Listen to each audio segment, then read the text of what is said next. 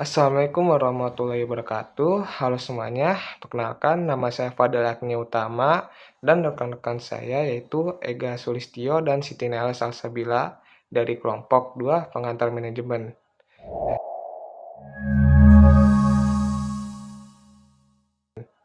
Nah, jadi pada video kali ini saya dan rekan-rekan saya akan menjelaskan tentang analisis komunikasi organisasi Eco Channel yang berhubungan dengan materi kami yaitu komunikasi yang efektif dalam hubungan organisasi. Jadi, sebelum saya melanjutkan analisisnya, saya mau menjelaskan tentang profil singkat Eco Channel. Jadi, Eco Channel ini organisasi mahasiswa yang bergerak di bidang lembaga pers mahasiswa yang informatif dan aktual dengan seluruh sivitas akademika FEUNJ. Serta organisasi ini mampu menggali, mengembangkan, dan memantapkan potensi di bidang pers dan jurnalistik pada anggota Eco Channel, khususnya mahasiswa FEUNJ pada umumnya.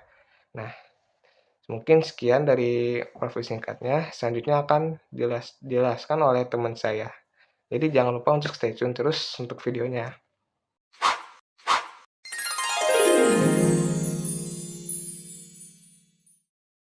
Baik, pertama-tama kami akan menjelaskan bagian dari pendahuluan, di mana pendahuluan itu meliputi latar belakang, tujuan, serta manfaat. Nah, untuk latar belakang dari laporan ini yaitu yang dimana komunikasi dalam organisasi ini memiliki arti sebagai fondasi utama untuk pembentukan dan pengembangan organisasi tersebut.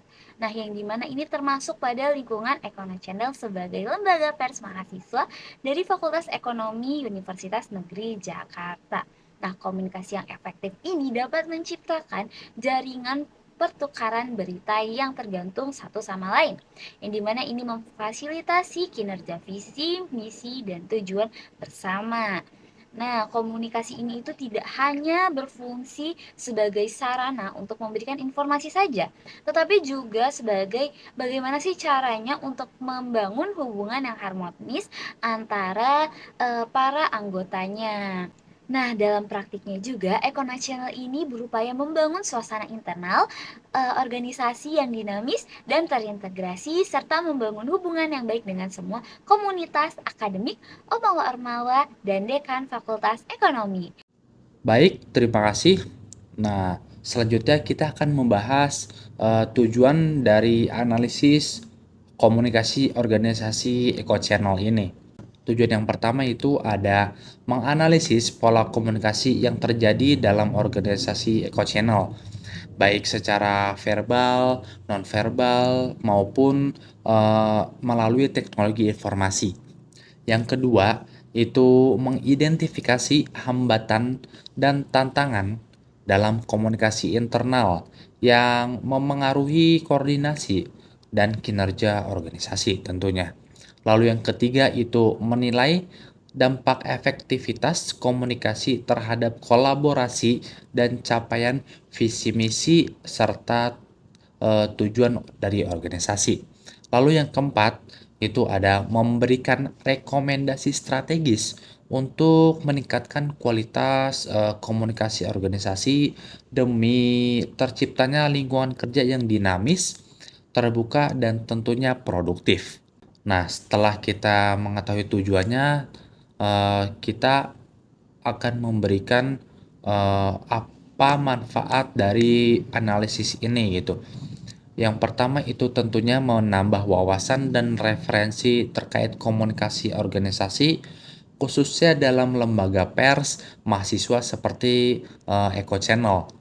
Yang kedua itu memberikan kontribusi pada pengembangan ilmu komunikasi, organisasi, dan penerapannya di lingkungan pendidikan tinggi. Lalu yang ketiga itu mendorong terciptanya budaya komunikasi yang terbuka, inklusif, dan adaptif terhadap perubahan lingkungan organisasi.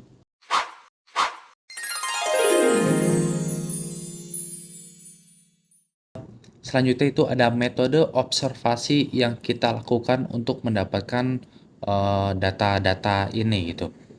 Jadi untuk mendapatkan data yang valid, penelitian ini atau analisis ini itu menggunakan metode observasi dengan survei sebagai instrumen utamanya. Angket daring disebarkan melalui G-Form atau Google Form kepada responden untuk menggali struktur komunikasi, gaya komunikasi, media, budaya organisasi, efektivitas, serta penanganan masalah komunikasi dalam organisasi Eco Channel. Lalu ada sumber datanya. Nah, sumber data penelitian ini kita bagi menjadi dua, yaitu sumber data primer dan juga sumber data sekunder. Sumber data primer ini diperoleh melalui interaksi langsung dengan responden atau dengan para anggota dan pemimpin organisasi Eco Channel. Jadi yang pertama itu ada dari pemimpin organisasi Eco Channel, beliau menjelaskan struktur organisasi, komunikasi, dan peran pemimpin dalam komunikasi. Lalu itu ada dari anggota organisasi Eco Channel, di mana mereka menjabarkan bagaimana sih komunikasi di dalam organisasi itu berlangsung. Lalu itu ada data sekunder, yang dimana data sekunder ini mencakup literatur dan laporan penelitian terkait komunikasi dalam organisasi, yang dimana itu termasuk artikel ilmiah dan juga hasil penelitian sebelumnya.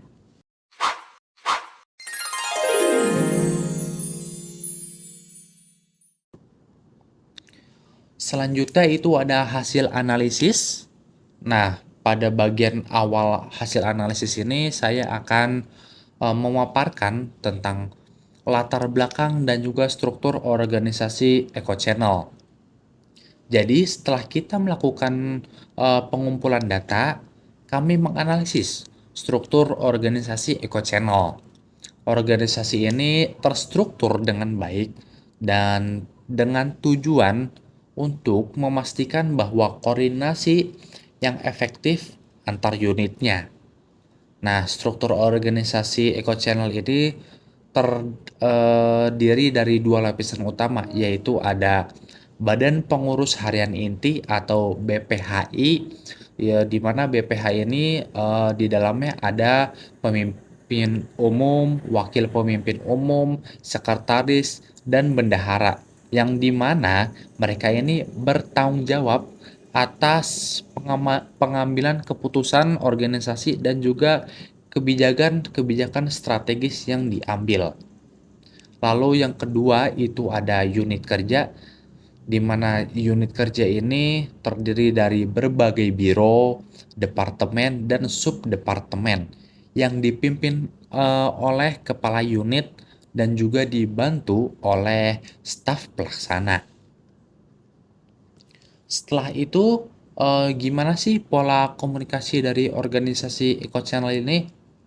Nah, organisasi Eco Channel ini berpusat atau pusat komunikasi dari Eco Channel ini terletak pada pemimpin umum dan kepala unit kerja.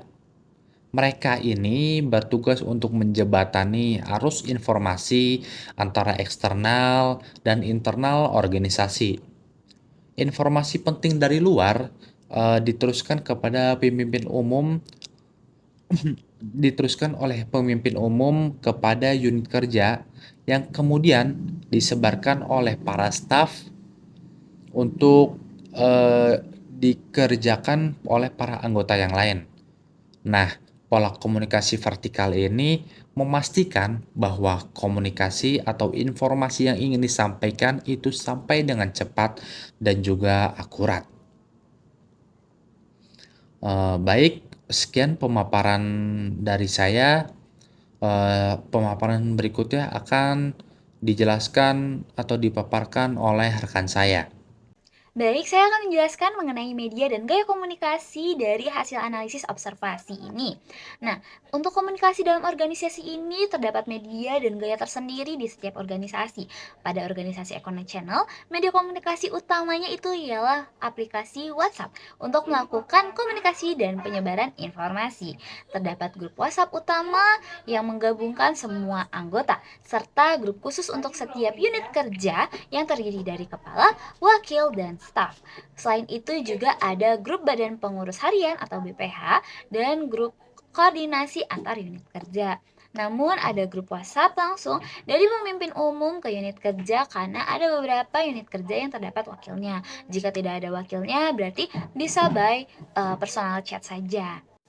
Baik untuk komunikasi formal, Econet Channel ini menggunakan Gmail untuk mengirim sesuatu dari satu unit kerja ke unit kerja lain dan menjadikan tempat komunikasi kepada pihak eksternal. Selain itu, dengan organisasi yang tidak jauh dengan dokumentasi dan administrasi, Econet Channel ini menggunakan Google Drive untuk menyimpan berbagai macam dokumen yang telah dibuat. Gaya komunikasi yang diterapkan ini mengedepankan keterbukaan dan saling menghormati.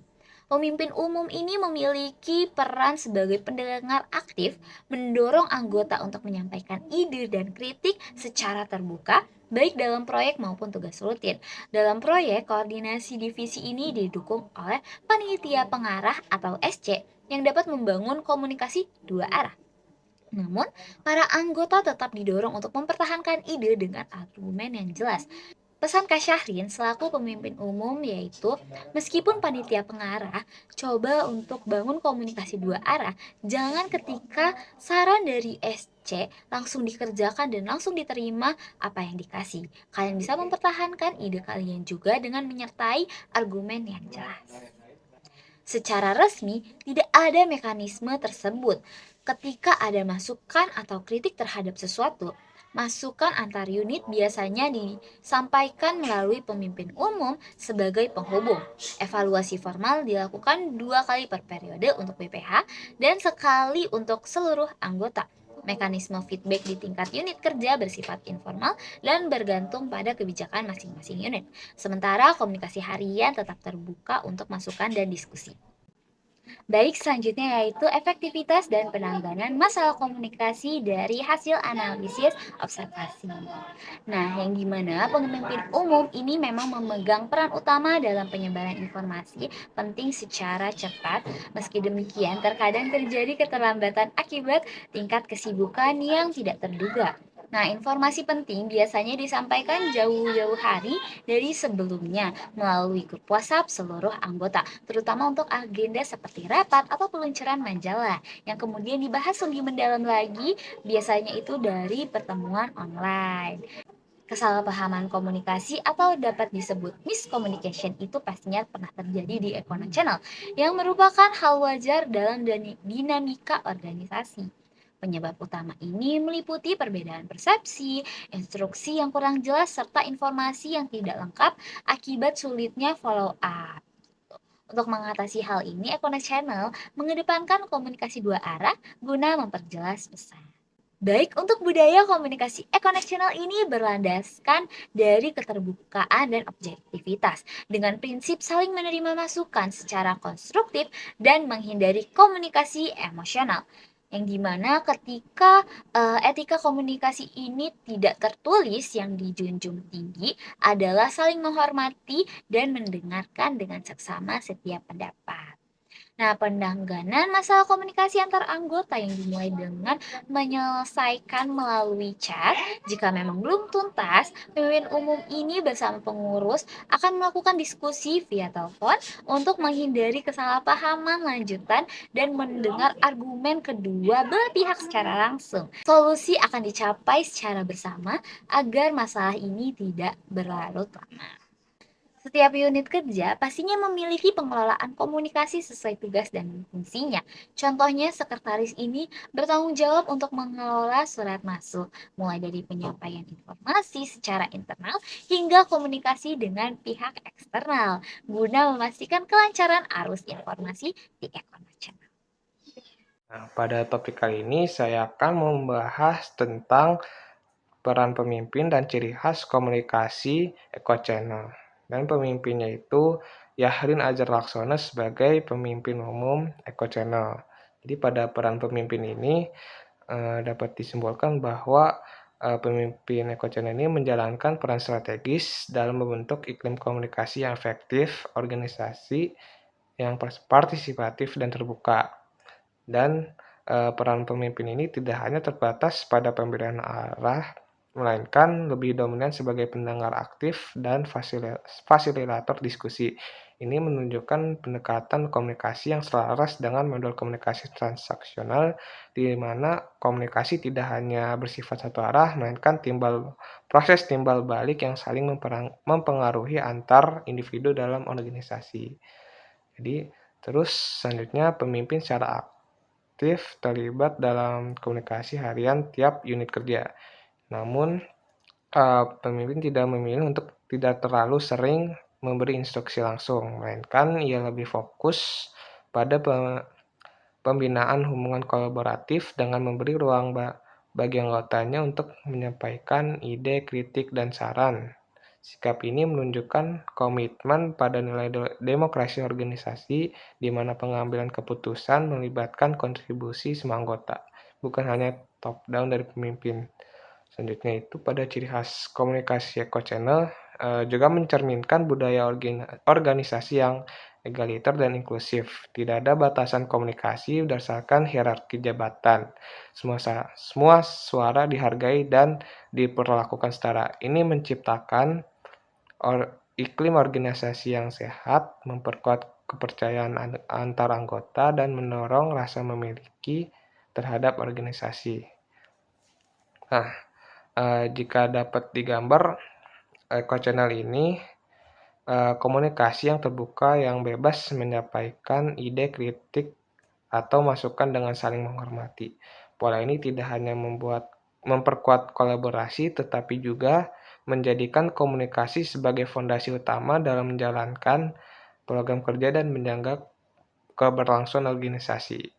Secara keseluruhan, kepemimpinan yang efektif dan budaya komunikasi yang demokratis merupakan dua kekuatan utama Eco Channel dalam membangun lingkungan kerja yang produktif, adaptif, dan responsif terhadap internal maupun eksternal organisasi. Mungkin sekian dari analisis kami. Mohon maaf ya bila ada kesalahan kata. Wassalamualaikum warahmatullahi wabarakatuh.